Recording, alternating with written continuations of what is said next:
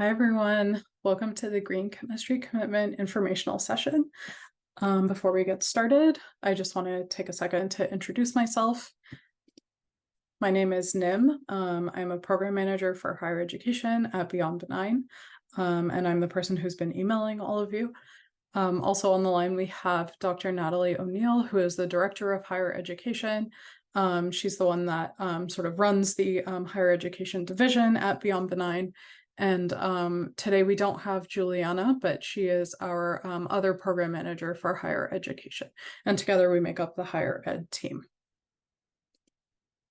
So I just wanted to start the presentation today with this quote from Jeffrey Whitford from Millipore Sigma, because I think it really encapsulates why we do the type of work that we do, and talking about the role that green chemistry will play in solving the challenges of today and tomorrow, and thinking about how students should be equipped with the tools necessary to not only solve technical challenges, but also to address environmental impacts at the same time. And so here you can see examples of industries that are supporting green chemistry education. So knowing that this is not just an academic pursuit, but in that industry really does want these skill sets from students. And this is reflected in the job market as well. So knowing that the chemical market is growing, and knowing that consumers in general feel very strongly that companies that they invest in or that they buy products from should really be helping the environment, means that chemists who make products need to be equipped with green chemistry skills in order to address these two things simultaneously, and to be able to design safer, less hazardous chemical products. So really the way that we like to talk about this is that chemists with the right skills can design solutions for a sustainable future. And this ties into the UN Sustainable Development Goals too, if all of you have kind of seen those, or if you've sort of heard about them, knowing that our skill sets are also useful in trying to achieve those goals too, and that having that green chemistry background is very helpful. So where does this start? We know that this starts with education. However, we do also recognize that there are some barriers to teaching green chemistry. So for instance, perhaps educators have a lack of training or expertise in green chemistry concepts, or there's a lack of departmental resources to help teach new chemistry concepts in general, and incorporating chemistry into existing curricula is a bit of a heavy lift. Or perhaps there's a lack of curriculum resources that are available to faculty to teach green chemistry concepts. All of this can make teaching chemistry through the lens of green chemistry a little bit more arduous. And so that's really where we come in. So Beyond Benign is a green chemistry nonprofit that was co-founded in 2007 by Dr. John Warner, who's co-founder of the field of green chemistry and also co-authored the 12 Principles of Green Chemistry, and Dr. Amy Kinnon, who actually holds the world's first PhD in green chemistry. And we regularly collaborate with industry partners, universities, and NGOs across the globe in order to fulfill our objective, which is to create systemic and lasting change in chemistry education, and to really try and decrease those barriers for educators to teach green chemistry. And so you can see here, these are examples of some of our industry and NGO partners across the world. And we really are fortunate to be able to work with all of these people. And in terms of what our mission is, we really want to empower educators to transform chemistry education. So the reason that we choose to work with educators is because of the impact that you have. Just one educator can impact hundreds of students, and the material that these students are learning and then carrying with them throughout the pipeline into their future careers, whatever they decide to do, regardless of whether or not they want to be chemists. We know that is so crucial. And so this is why we choose to work with educators and to empower educators, all towards working towards our vision, which is a world where the chemical building blocks of products used every day are healthy and safe for humans and the environment. And so this is sort of the angle that we take and why we choose to work with you as educators.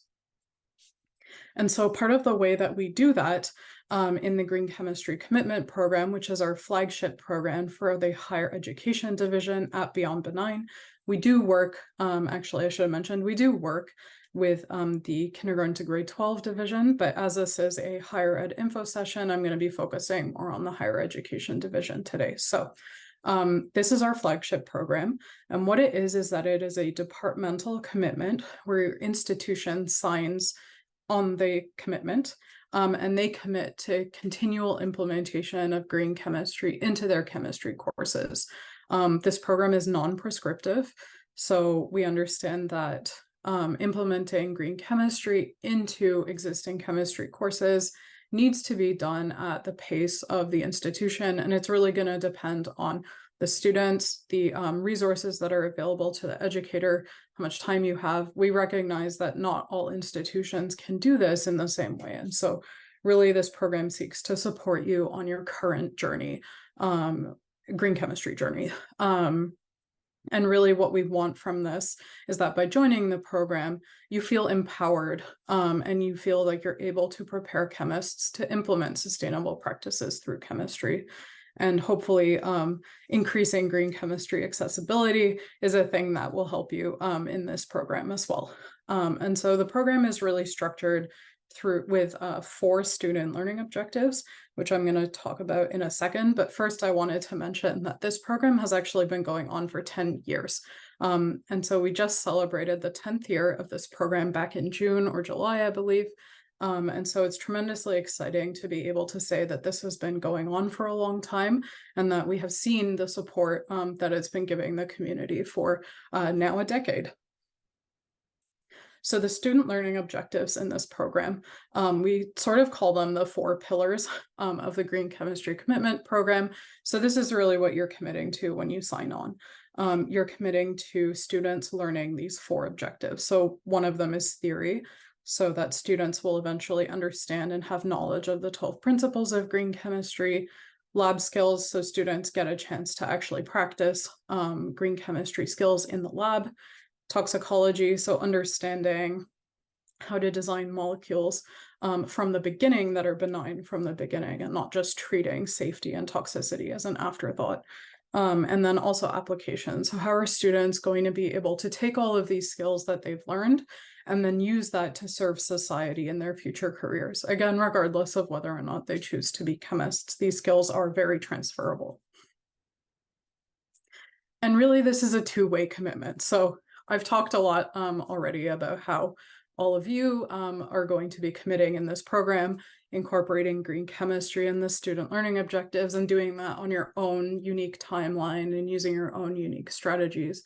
But what you get back from us is access to a collaborative network of educators that are doing the same.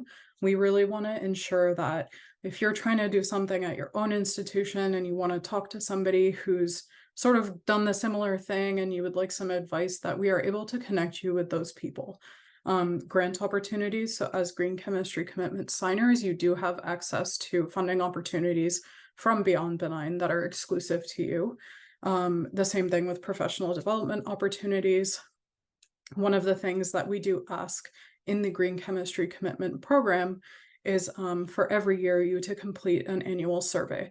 And so again, this is not to evaluate you or to say, okay, you only put in these green chemistry aspects into your curriculum, but not these ones, and that's bad. So it's really more actually for us to get a sense of how your journey is going and how we're able to support you at whatever stage on your timeline you are. And also another thing that we're able to do then is that when all of the signers answer their surveys, and we can survey sort of the broader signer community and see how things are going, we're also able to measure green chemistry implementation and also the impact of that, and to sort of draw some trends for how things are going and how this program is supporting educators. So really that's like our commitment to you too, is to ensure that what we're doing is actually serving you and actually working. And all of this hopefully will culminate with students having the necessary skills to contribute to a sustainable future, and also you getting departmental support and increased visibility within your administration. And that is a thing that through this program, that is a form of support that we do also offer. Excuse me. And so, as I mentioned, this program is really not prescriptive, and different institutions will approach integrating green chemistry into their chemistry courses in their own timeline, in their own way. Whether that's revising existing chemistry curricula to see how green chemistry can sort of be interwoven, whether it's creating new curricula that are green chemistry centered, or whether it's exploring external resources or external curricula that you can then pull into your own departments. Doesn't matter. But what I wanted to highlight here is that there are 5 different institutions that we surveyed and did some case studies on. And so each of these 5 institutions has talked about how in the green chemistry commitment program, they have integrated green chemistry into their own chemistry curricula. And the University of Toronto was actually the first international signer in the green chemistry commitment program. So there's a non-US representative there. And then also at the University of Minnesota, that is a minority serving institution. And so we try to have a little bit of variance as well with the case studies, but I do encourage you all to read them and maybe get an idea of just how diverse the program is and just how wide the strategies are to implement green chemistry into your chemistry courses. So in terms of how this program is impacting our signers, currently I'm very excited to say that we do have 131 green chemistry commitment signers, and that's as of September 1st.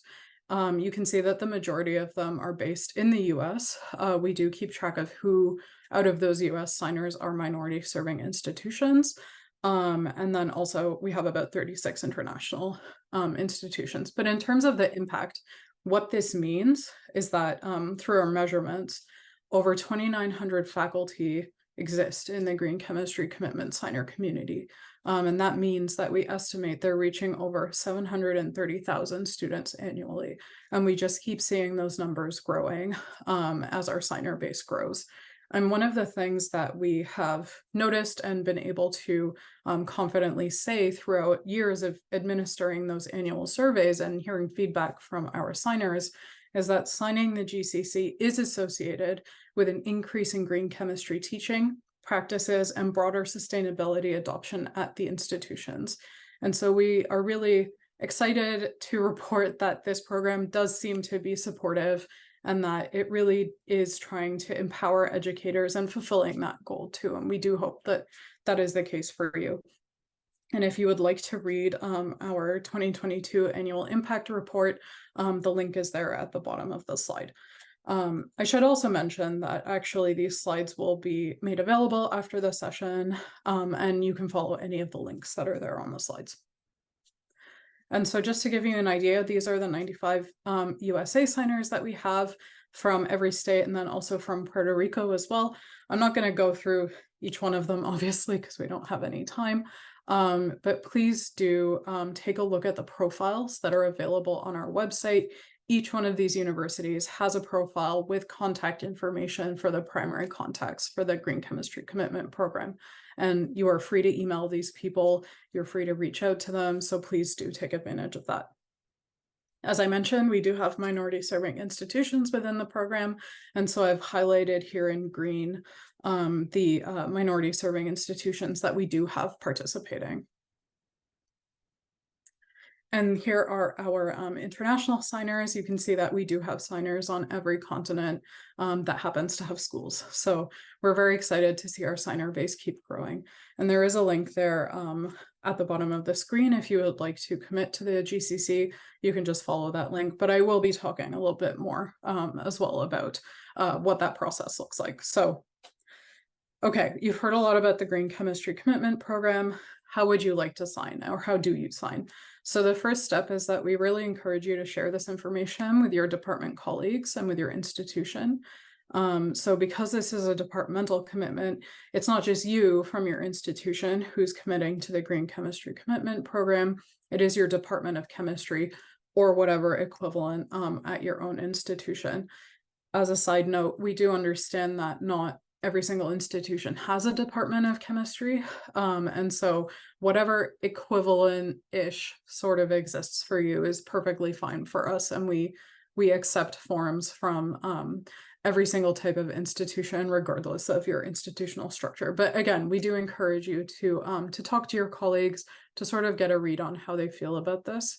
And then after that, there's just 2 forms to sign. So the first one is our pledge form, which requires a signature from your chemistry program chair of your department, or equivalent chair of your school of science or something like that, along with another administrator as well.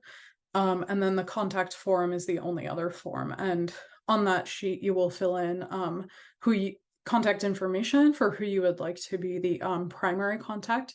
So this is the person who's going to receive all the communications from Beyond Benign to your institution, and also a secondary contact too. And then the 4th step is to just email the forms back to us. Dr. Juliana Vidal, our fabulous program manager, is the person who usually receives those forms, but you could email any member of the higher education team and it'll make its way to us and we'll get you sorted.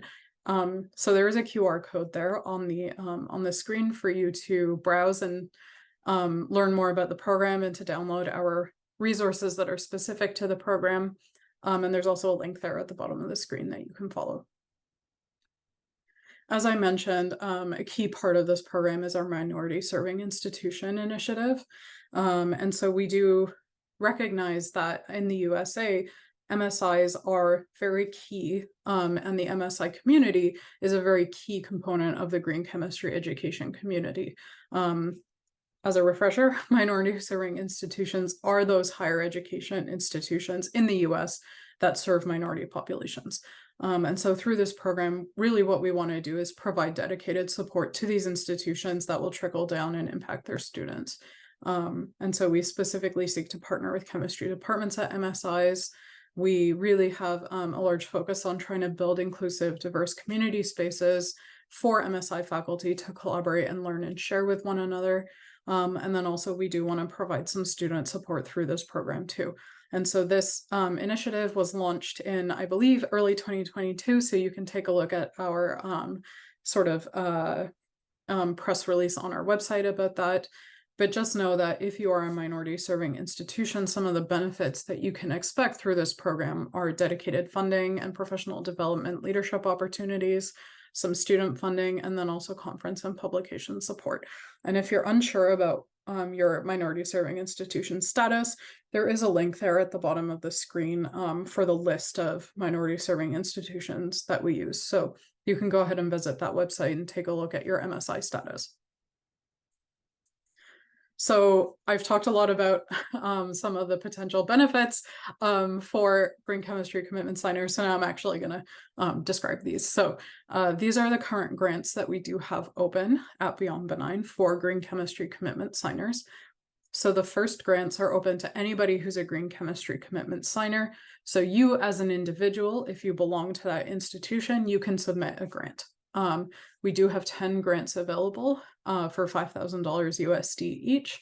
They are sponsored by Millipore Sigma, and these grants are meant to drive awareness or support the adoption of green chemistry into courses, into labs, or into outreach activities.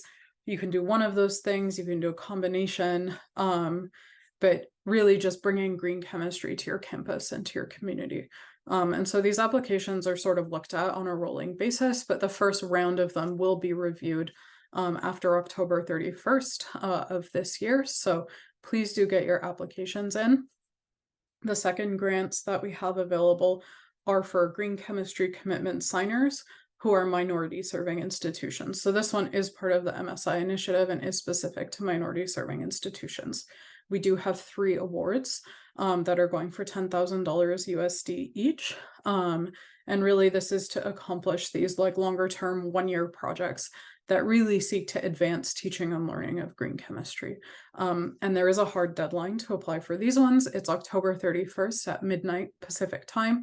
So if you follow the QR code that is on the right-hand side of the screen, that will take you to our green chemistry commitment grant form, or you can follow the link there that's at the bottom of the screen.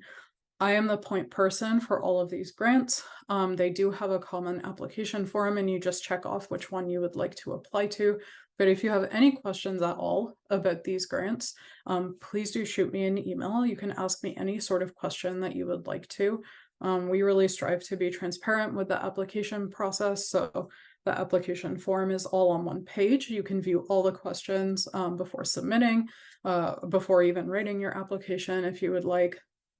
And again, as they are for green chemistry commitment signers only, you can technically apply before submitting your green chemistry commitment forms.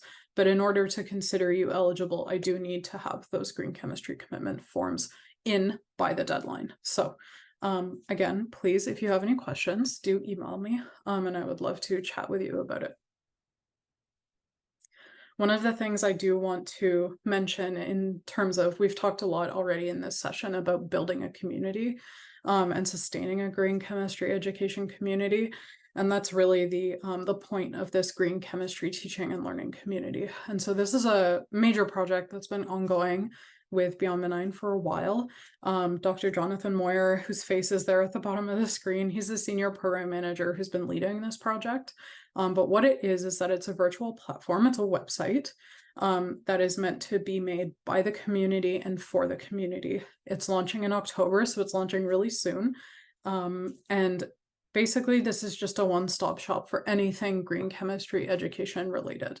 So having an open access resource hub there where the Beyond Benign's open access resources will be hosted on this website, and also educators can upload their own resources to the website and share those amongst each other. They can get assigned a DOI if you would like, so that they're citable.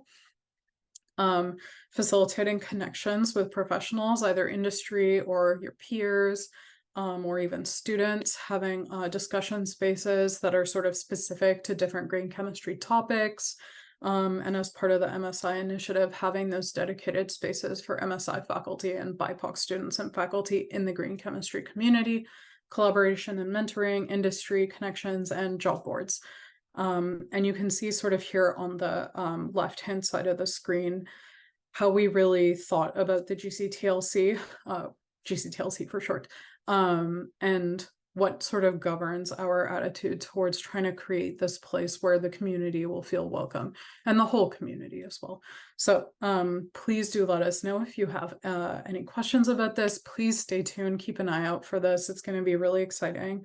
And you can sort of follow that link there at the bottom of the screen to get any of the updates and to learn more about just what this platform is going to do and how it can maybe serve you. And I should also mention this platform is not for only higher education. This is for anybody who's interested in green chemistry or green chemistry education, whether you're students, K-12 teachers, or you're just interested.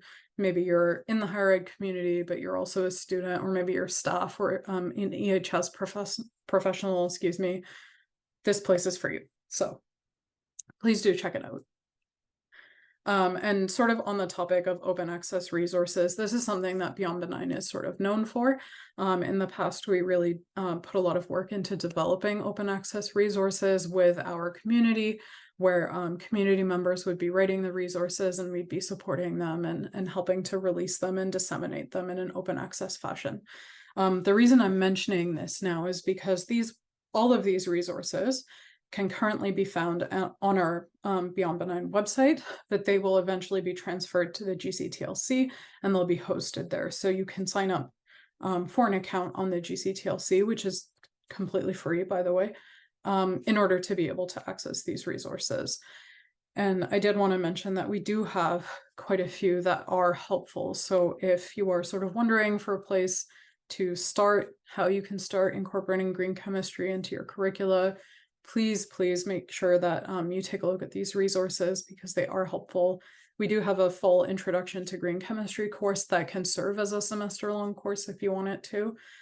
We do have lab guides and we have a toxicology for chemists curriculum. So knowing that toxicology is one of the student learning objectives and understanding that perhaps it might be a little intimidating for folks to teach for the first time, we do have a full course that you can just either take bits and pieces from if you want, or you can use the full course as is. I think it's about 39 hours of content, but hopefully this sort of helps you to fulfill and to practice that student learning objective too. So please do take a look and ensure that you understand that they'll be on the GCTLC too. So tell all your friends. Another thing that we do in the higher education division in order to really sort of build and sustain that sense of community and to actually give you a place where you can talk to each other is at these monthly virtual meetups called the Green Chemistry Connections. And so these are monthly virtual meetings where you can listen to talks from green chemistry professionals, educators, anyone who's doing green chemistry. We usually have a different theme every month. For 2023, they're going to begin in mid-October, so please do register. You can follow that link. They're completely free to attend. We also have networking and breakout sessions as part of these meetings, where you can sort of network with other people in the community, have Q&A with the speakers, or just with Beyond Benign personnel. So please do check these out, and I do invite you to register and to attend. The last thing I'm going to mention too is this green chemistry commitment email journey and the toolkit. So I understand I've given you a lot of information today, but if you would like to sort of receive this over a series of 4 emails that you can then peruse at your own fashion, we invite you to sign up for this GCC informational series. And so it's just a MailChimp link, and it'll just send you some emails talking about a lot of the information that we've covered today. And then there's also a GCC signer share toolkit there at the bottom. So if you want some language to sort of talk about the GCC with other people, then you can borrow from the language there in that toolkit. And we invite you to follow that link too. So just to sort of end, I wanted to end on this slide. So these are all quotes that are from GCC signers as part of our program, just talking about how the GCC has really sort of impacted them, but also just kind of reiterating what we would like to achieve with this program, and that this really sort of helps us understand where we want to be in the future and what we want our community members to feel. So how the program has given some of our signers more visibility and motivation and ideas for implementing green chemistry.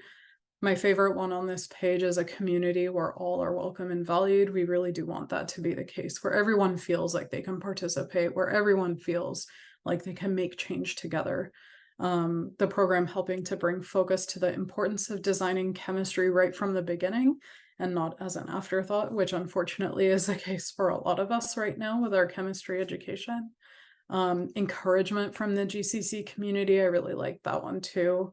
And just bringing people together. So I do invite you to kind of just take a second and look at some of these quotes and think about what you would also like to see from us as a participant in this program.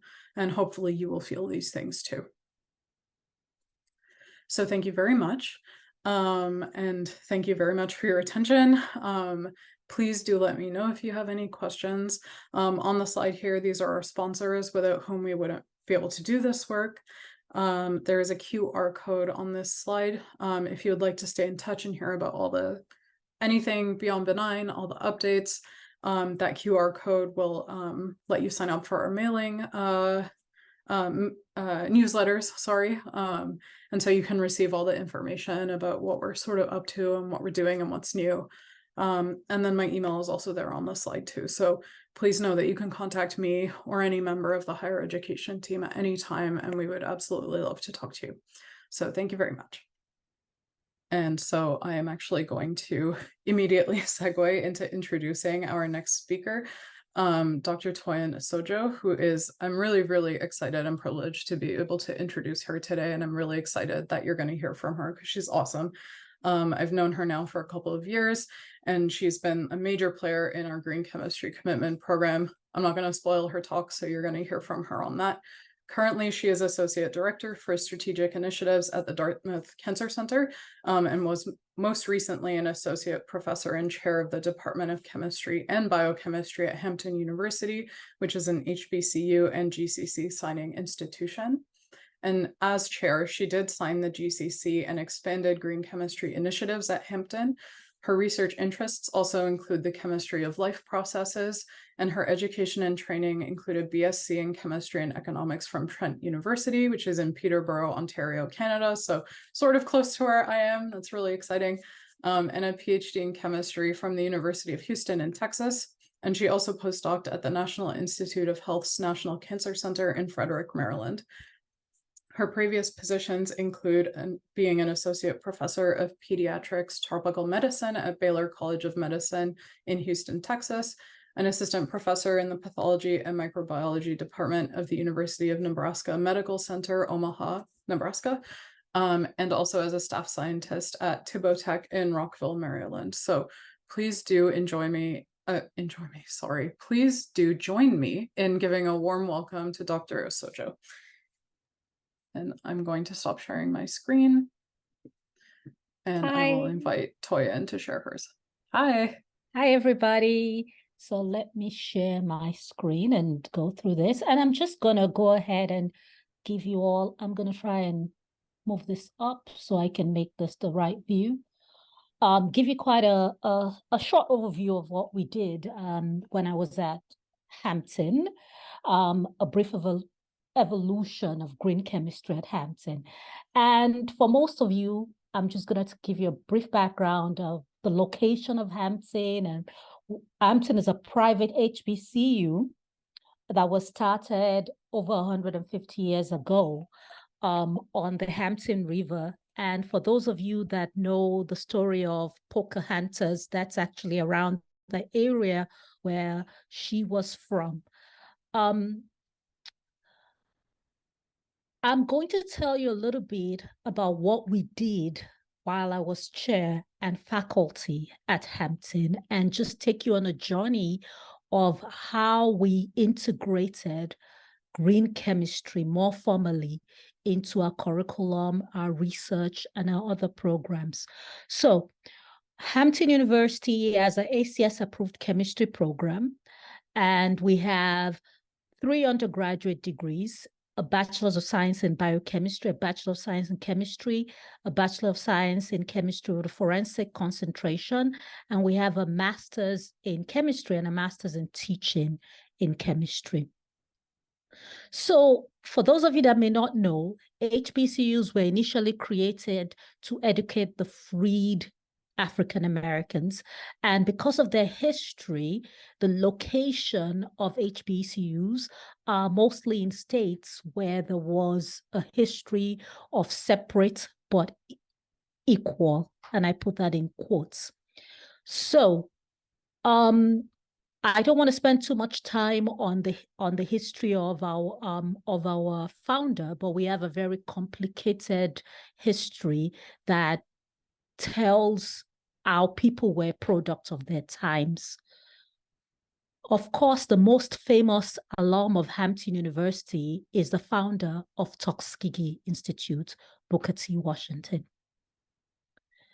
So HU has evolved over the years, and chemistry and science has always been an integral part of what we do in terms of learning by doing.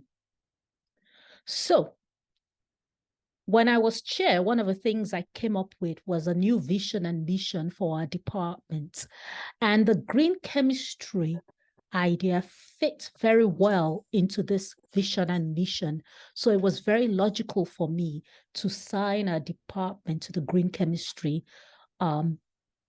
commitment. And our facilities and equipment lent themselves very well into enhancing and incorporating green chemistry more formally into our programs. So green chemistry, what does it mean, or what did it mean for us at Hampton?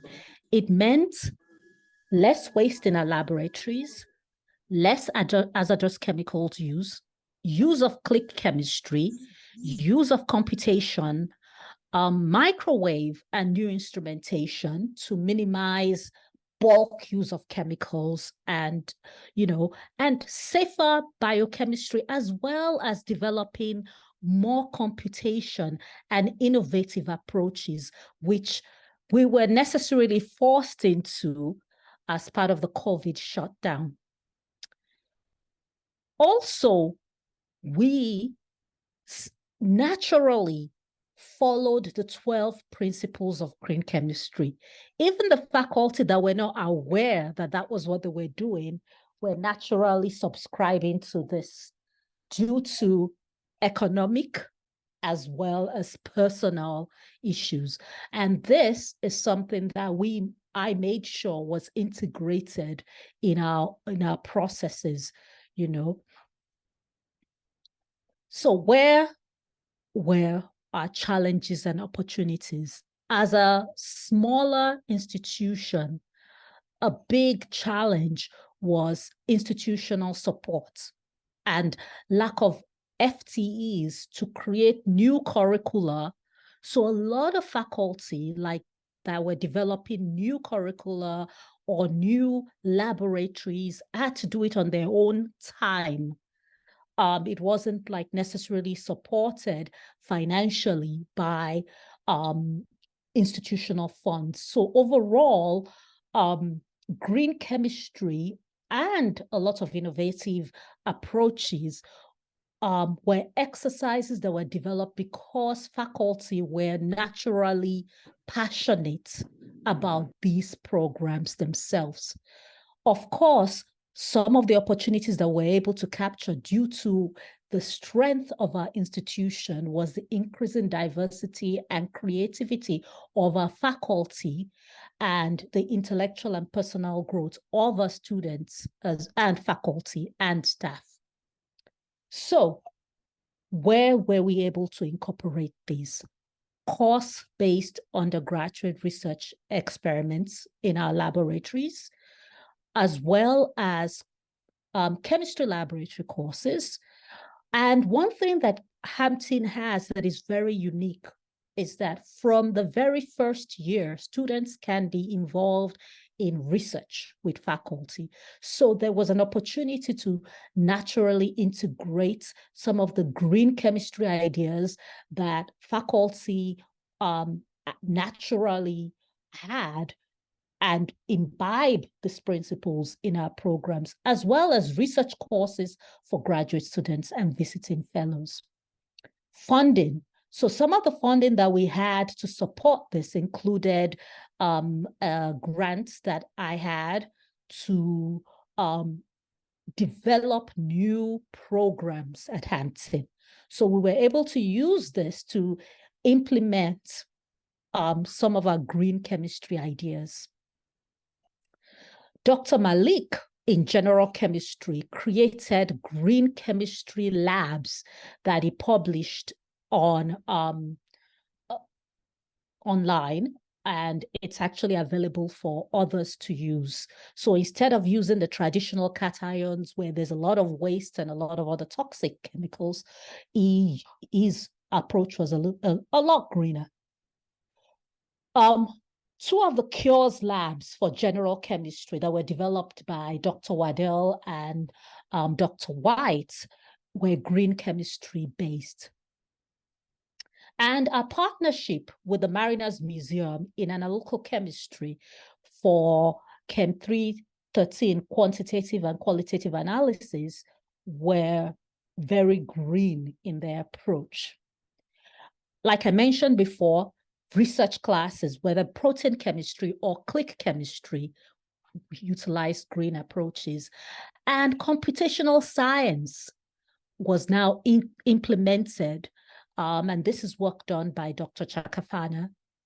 And of course, I always brag about this. This collaboration with the SSGCID led to a lot of publications by our students in peer-reviewed journals. And a lot of the work that our students did and presented in the School of Science Symposium included green chemistry.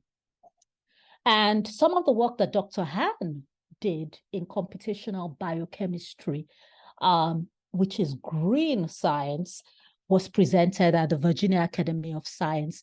And there is one of my colleagues that is actually on the talk right now, former colleagues that is here right now, Dr. Indip, who has been doing green chemistry as a physical chemistry before the term green chemistry came to be to exist. So it's something that, you know, we've naturally done and expanded upon. Of course, our work with NOAA in environmental justice married green chemistry with some of the computational GIS and environmental justice studies that our students were involved in. And these are some of the projects. I don't expect you to be able to read all of this, but these projects included students that were not just chemistry majors and biochemistry majors, but psychology majors, communicative sciences and disorder majors, and a whole host biology majors and a whole host of other students. So sustainability, and that's where the challenge comes to be. I have since left Hampton, but the question is, how do you sustain this? Of course, that requires continuing support from the institution and colleagues. And with that, I will say that this is Dr. Indip, who is on the line right now. Hi, Dr. Indip. And my fellow colleagues, and this was when we were doing some competition. They were doing some computational biochemistry work, and I came in and snapped them a picture of them. But the reality is collaboration is what sustains these laudable goals, whether it's the intramural collaboration within the institution or the collaboration that we could have extramurally. And I have great hopes for ongoing success with this initiative that I launched at Hampton. Of course, the strength of our work was sustained by extramural support, and this is just a few of the grants that the chemistry department had when I was there. And with that, I would like to thank you for your time, and I hope that our work in green chemistry at Hampton and beyond continues to be like this rabbit over here, where we have lots of meat, not just the flashy flowers that are not edible or leaves that are not edible, but our carrot is huge and productive. And I hope I did not kill anybody by PowerPoints. And with that, I am available for questions, and I hope I kept us within time.